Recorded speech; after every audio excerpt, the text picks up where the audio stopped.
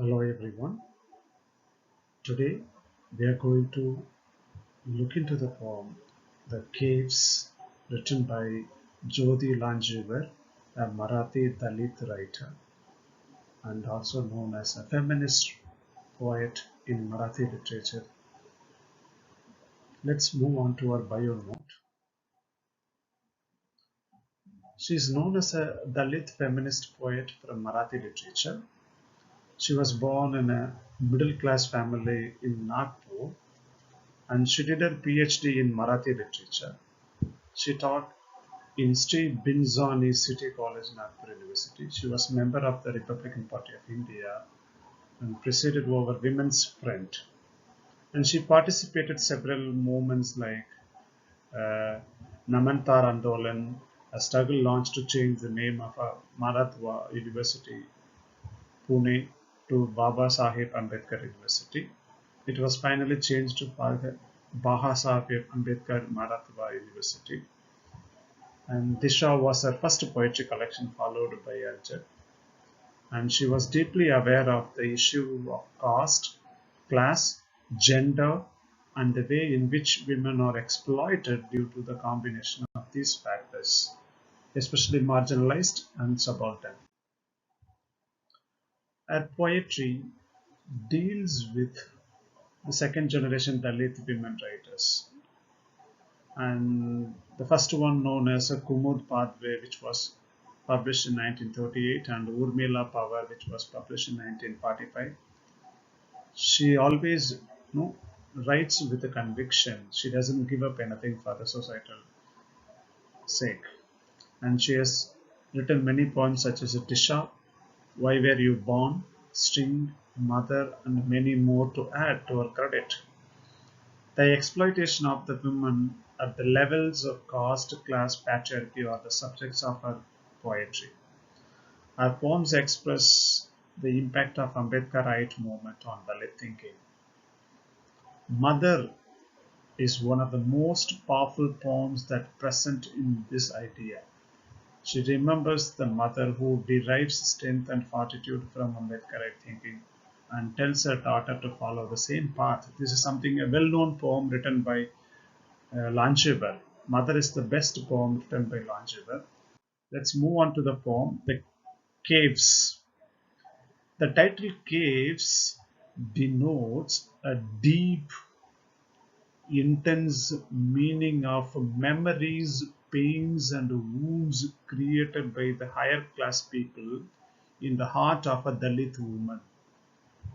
Caves, how caves are made, it takes long time, right? It's not immediately all of a sudden that you can make a cave. It requires a lot of effort, hard work. And here, this word cave, the title of the poem Cave, which is a kind of a pain, which is a kind of sufferings, which has been there, carved. It has been carved by the top class people or higher caste people in the poem. Let's move to the lines. The beginning of the poem itself, the narrator tells us a first person singular. She narrates this poem in a first person singular. Of course, you can consider it. She speaks out of her experience. This she recounts from her experience. The poem begins with the third person saying their inhuman instead of mentioning who is that there. There here refers to the upper caste people, the top class in the society, that the social divide. In a social divide, the higher caste people, their inhuman atrocities, not a human atrocities, rather inhuman. Look at the word inhuman. It is cruel. It is cruel. Atrocities have carved caves. Look at that, which cannot be erased from the memory. All those atrocities, cruelties, ill treatments of the higher caste people have carved caves in the rock of her heart. So the heart which after carving, after going through long struggle, after going through the sufferings ages after ages, from her childhood till that age, her heart became like a rock. It is not tender, it is not soft. See that the heart has changed into a rock. What type of heart it is? It is a rock of her heart, my heart. She says, it's my heart.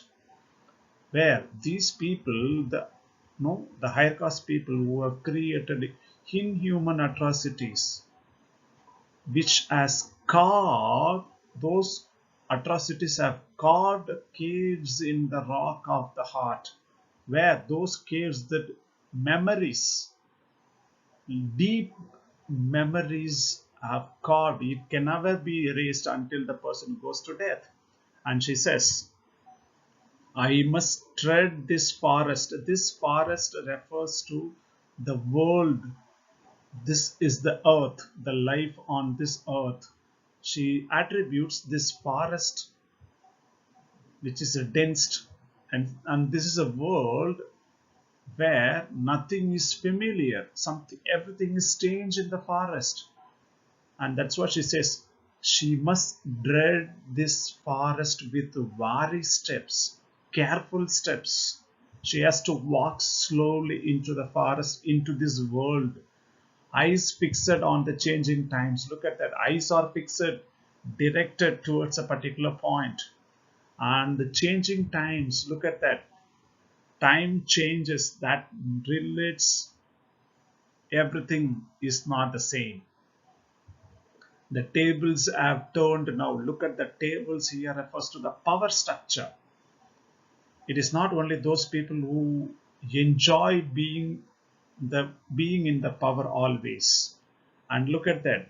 As a result of protest sparking everywhere here and there, so many movements started voicing against unjust practices, especially in the name of a caste. Now here it refers to now here in the present, now there in the minds of those people in the places of the higher caste. And she also says, I have been silent all these years. Look at that. She has been muted. She has been silent. She never agitated. She never refused, resisted listening to the voices of right and wrong. Never thought like the changes would happen. And then, but now I will fan the flames of human rights. Look at that. Fan the flames. Intrigue. Trigger the minds. Trigger the people with the human rights. How did we ever reach to this place, this land which was never mother to us? If it is, this is what they call it. The land was not as a motherland for her. Why? It never gave motherly care. It never gave motherly love. It never gave motherly affection to them. Why? Because they are the subaltern group. They are the marginalized. They are the weaker section in the society. They are the Dalits.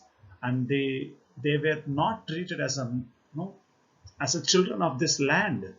And that's what she says.